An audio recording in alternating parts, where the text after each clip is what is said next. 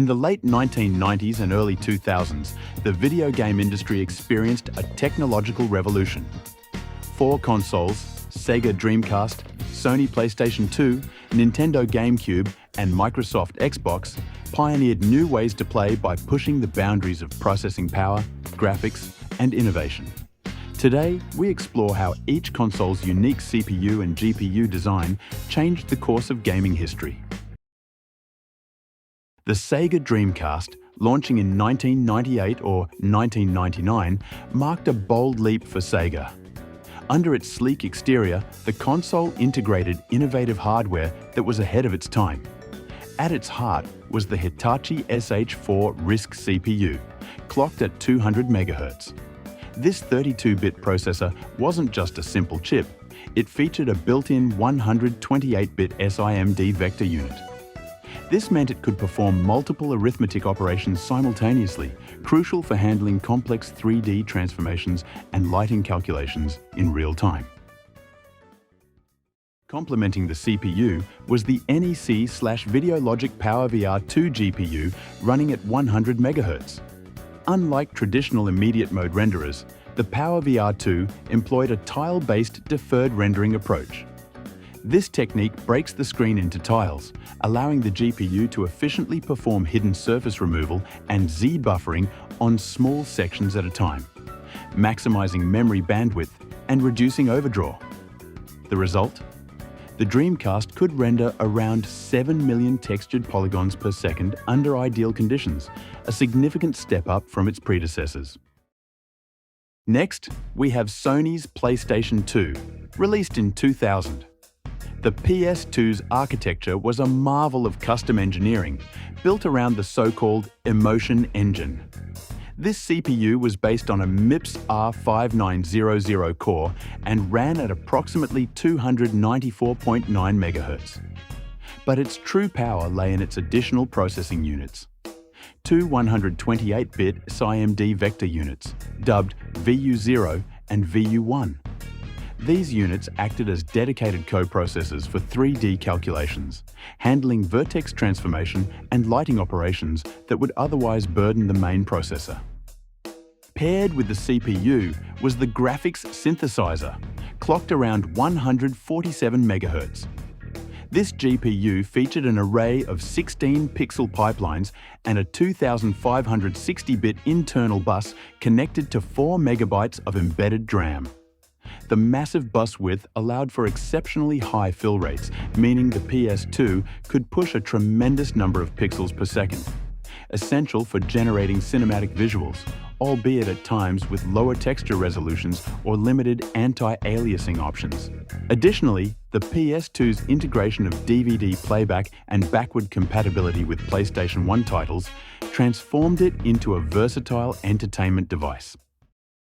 Then came the Nintendo GameCube in 2001, which championed a philosophy of efficiency over brute force power. Its custom IBM Gecko CPU, based on the PowerPC architecture, ran at approximately 485 MHz. This processor featured a streamlined superscalar design with an emphasis on high instructions per cycle efficiency and specialized CMD multimedia extensions. These features allowed the Gecko to perform complex calculations at a competitive pace, even though it wasn't the fastest in raw clock speed. Complementing the Gecko was ATI's Flipper GPU, clocked at 162 MHz. Flipper was a fixed-function graphics processor that incorporated 3 MB of on-die 1TSR AM, an innovative memory solution that provided extremely low latency and high bandwidth for texture caching and frame buffer operations.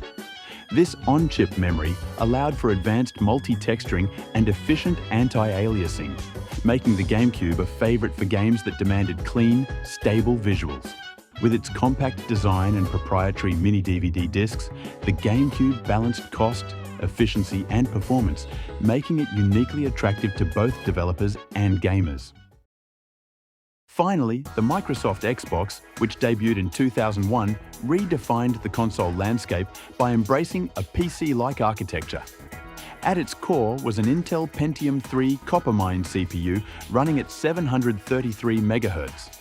While this processor may seem conventional compared to the custom chips of its rivals, it featured robust performance and support for SSE instructions, allowing it to handle complex floating-point operations critical for 3D rendering and physics calculations. On the graphics side, the Xbox sported an NVIDIA NV2A GPU clocked at 233 MHz. This chip was essentially a modified GeForce 3 class GPU, designed specifically for the console environment. It offered hardware vertex and pixel shading under Shader Model 1.1, meaning developers could implement dynamic lighting, bump mapping, and other advanced graphical effects that were cutting edge at the time. The unified memory architecture, 64 megabytes of shared DDR SRAM, simplified the development process, allowing both the CPU and GPU to access data seamlessly. Moreover, the Xbox's inclusion of a built-in hard drive and Ethernet port paved the way for robust online gaming through Xbox Live, setting a new standard for connectivity in home consoles. Now, let's take a closer look at the performance of these consoles with a comparative graph, and then review a summary table of their key specifications. The graph on screen illustrates the CPU and GPU clock speeds for each console. Notice how the Dreamcast's 200 MHz CPU and 100 MHz GPU set the early benchmark, while the PS2 improved on these figures with approximately 295 MHz for its CPU and 147 MHz for its GPU. The GameCube then pushed further with a 485 MHz CPU and a 147 MHz GPU, 162 MHz GPU. And finally, the Xbox outpaced its competitors with a 733 MHz CPU and a 233 MHz GPU. While clock speeds offer a snapshot of raw performance, they don't tell the entire story. Factors such as architecture efficiency, memory bandwidth, and specialized processing units all play crucial roles in real-world performance. For example, the PS2's dual SIM-D vector units in the Emotion engine allowed it to handle complex 3D calculations that compensated for its lower clock speed compared to the Xbox. Similarly, the GameCube's innovative use of embedded 1T SRAM helped deliver a smooth, efficient gaming experience even with modest raw numbers. Each console's hardware was more than just a set of technical specifications, it was the backbone of an era. The Dreamcast set the stage for online gaming and innovative rendering techniques. The PS2 redefined multimedia in the living room and challenged developers to push boundaries.